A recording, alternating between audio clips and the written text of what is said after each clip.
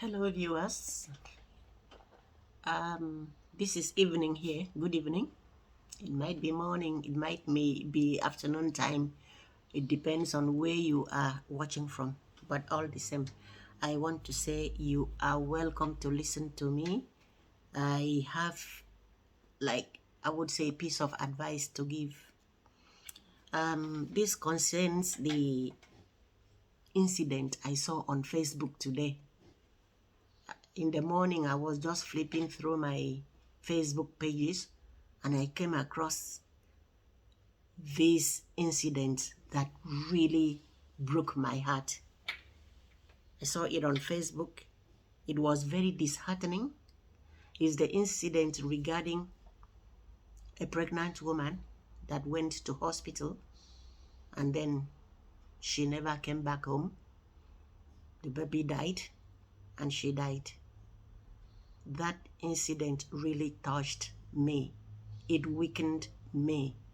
As a mother, I know what it is, but I'm not here to apportion blames. Up till now, I'm still very emotional when I remember this woman shouting and crying. It goes straight into my head, and I'm like, where are we? Where are we? This incident reminds me of Sonny Okosen's song. There was a song that he sang, "Which way Nigeria? Which way Nigeria is heading to?" Where are we heading to?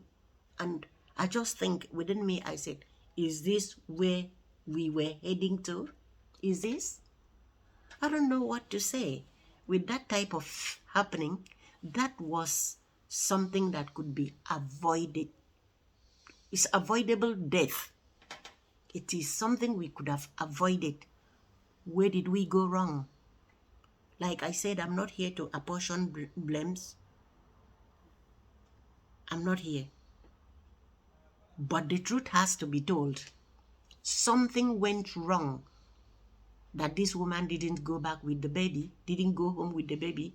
The sister lost a sister at tender age. Something went wrong. So we have to look at whatever went wrong. First of all, I want to ask, what is hospital? I'm not going to go into detail to describe or explain what a hospital is. But a layman would know that a hospital is where you run down, get into, and get treatment. If you are unwell, you go to hospital, you get treated, and you go back home. A hospital is where you could maybe run in, have your blood test, or maybe they say you needed a surgery, you just go in there, get your surgery, and come out. A hospital is different from like a quack place. Is different from a native doctor's place. This hospital has people that are trained to do the job. We don't have quacks in hospital. So why are we losing lives? Does it mean that we no longer have respect for life? Because what I know is whether a woman is pregnant with maybe 1 month pregnancy, that is a life growing in there. We have to respect it. 2 months to 9 months, that is a life. It's very disheartening to see that we can lose 2 people at the same time within a twinkle of an eye. It's unbearable. It's not right at all. So I just want to ask the government, what are we doing about this? What is happening? What are we doing about this? It's not just complete to build, just make a magnificent building there and call that a hospital. Sometimes you don't have the right equipment there. Somebody comes to you, oh, this is my problem, and you begin to look. There is nothing inside. And then you advise the person, can you go outside and buy this? I've heard about so many cases where people go to hospital to buy things before they could be treated. Is that how it should be? For example, simple thing like air that we breathe. When we breathe in, taking air, we take in oxygen. And that is where our life depends on the oxygen that we take in. But you, surprise, surprise, you go to hospital and they ask you, a layman, go outside and buy oxygen because we don't have. How does that sound? To me, it doesn't sound right. So when this magnificent building is erected, we have to equip. And then we have to put people in places that they can do their job right. Like I said, quack doctors don't work in hospital. Quack nurses don't work in hospital. They are qualified and certified and licensed to give this duty, to care for people, to save people's life. So why are people dying when they are in hospital? Why? I know that there are instances where you go to hospital and you can't make it. But then in that case, you can't really say a lot. But what about this instance, this particular case? It baffles me. So please, government, I think you look, whoever the government is, I don't know, just look into this. Why are things not in hospital? Why are hospitals not properly equipped? Why are the staff behaving this way and people are not really sanctioning them? They are not looking. Nobody knows what is happening there. They just go in and behave as if it's their houses. They don't do what they were supposed to do. So why? I want to know why. And again, people are working in the hospital and also having their private clinics. I'm not saying they shouldn't have their private clinics because I think it's the condition that has made them to have private clinics. When the government, they don't pay them well. Sometimes they owe them the meager salary. You are being owed again. How will you survive? So to make ends meet, that is when they have these private clinics. They so that they can at least get money from there to eat, to fend for their families. But to me, there should be a way to balance this, where the family, people that go into hospital between Monday and Sunday, they still should be attended to. I know the government would be able to do something to lay a rule that if you are coming to work in a government hospital and you have your own private clinic, pay attention to the hospital. When you are off, you go to your clinic and work in your clinic. No need to divide your attention. One leg in the government hospital and the other leg in the private clinic. How can you save two masters? You can't. You will like rob the other one to pay the other one. It's not fair. So government, please check into this. I saw in the comments somebody wrote about people that jackpot. We all know what this jackpot thing is. Brain drain. Why is it brain drain? Why do we have this brain drain? It still boils down to the same thing. When the staff are not well taken care of, They are not paid properly. No incentives. No good accommodation. Even, I don't know, everything. Nothing. They don't do anything for them. Just the little salary. But I know of people without good qualification, they are earning big, big, big money and spraying and dashing out billions to people. While these other ones, they were trained, they don't have money. They are not properly paid. Their welfare is not even considered. So I think this is the issue. So please, I'm begging government, we don't want people to die this way. Look into this. Whatever you can put in to rectify this issue, please, something should be done. And then when you, as a doctor or as a nurse, you sign to work in hospital, you should know your role. Doctor's role is not nurse's role. Nurse's role, they are not doctor's roles. From what I could gather this morning, though I wasn't there, I believe the nurses did their own job, but it ended with the doctors. Where a nurse has finalized her own work and is waiting for the doctor, if the doctor doesn't come in, that thing has come to a standstill. No improvement, no movement. So this woman was basically shouting that doctor could not be found.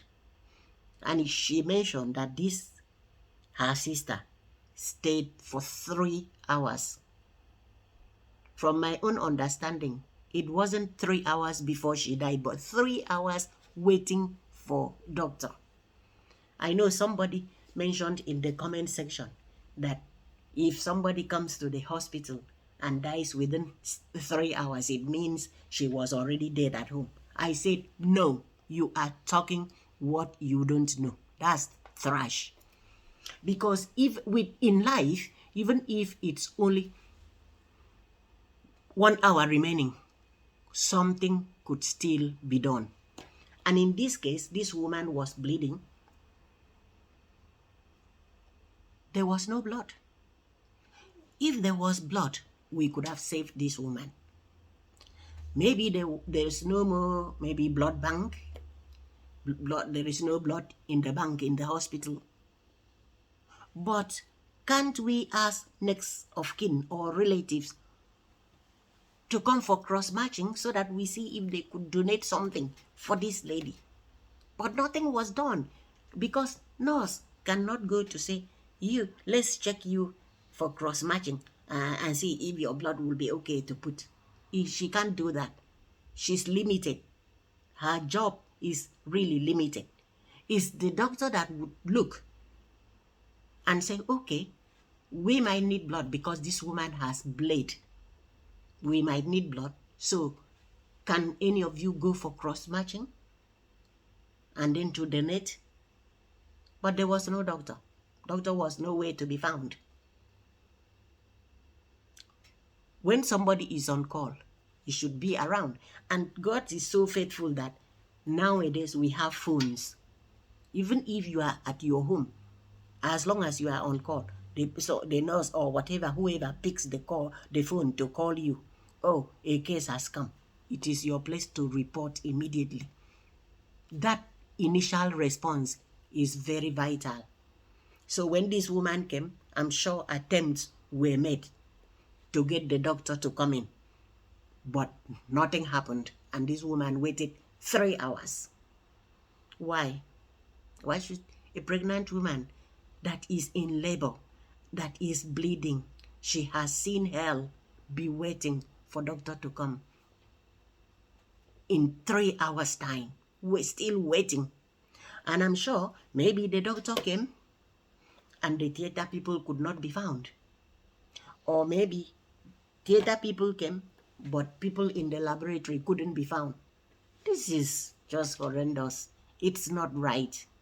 So let us please, for heaven's sake, remember that we are dealing with human beings. We are dealing with lives. And hospital back home, I'm very sorry to say this, sometimes, like this woman mentioned, that she had suggested putting blood standby in case the condition deteriorates, but the doctor wouldn't listen. Why can't we listen to this? We have to listen to your patients, listen to the next of kin, because they could bring useful suggestions.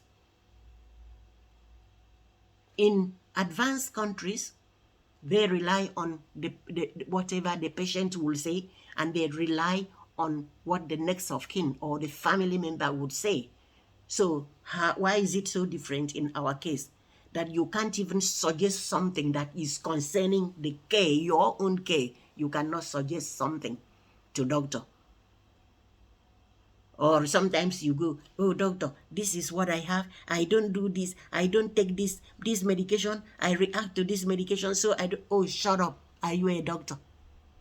Are you a nurse? That is what goes on there.